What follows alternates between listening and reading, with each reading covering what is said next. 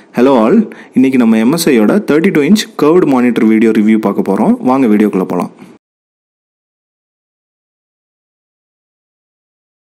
MSI Optix G32CQ4 இந்த monitor பத்தி தான் இன்னைக்கு பார்க்க போறோங்க.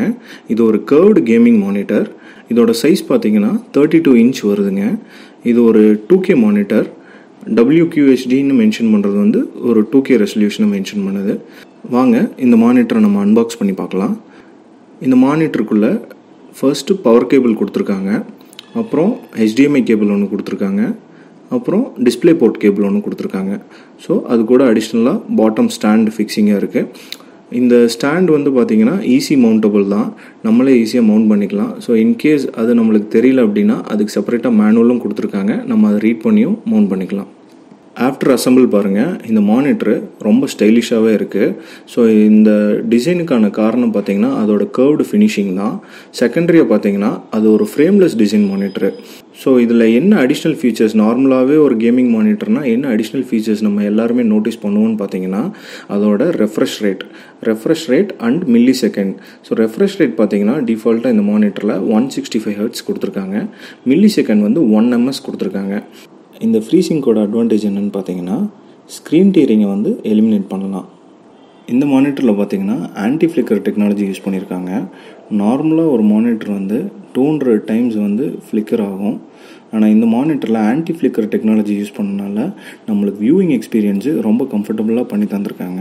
கேமிங் மானிட்டர்ஸ் பார்த்தீங்கன்னா gamers mostly 2 hours or 4 hours வந்து லைவ் போவாங்க, கேம் யூஸ் பண்ணுவாங்க.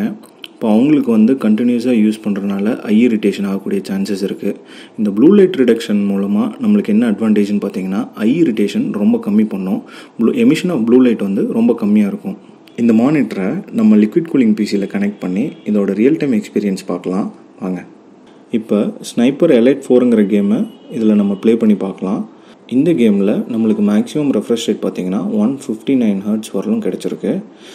இதுக்கு ஆல்டர்னேட்டாக நம்ம இன்னொரு கேமும் இன்றைக்கி ரீசெண்டாக இருக்கக்கூடிய FIFA 22ங்கிற கேமையும் நம்ம இதோட ரெஃப்ரெஷ் ரேட் செக் பண்ணலாம். FIFA 22ல் நம்மளுக்கு 164 Hz வரலும் மேக்ஸிமம் கிடச்சிருக்கு.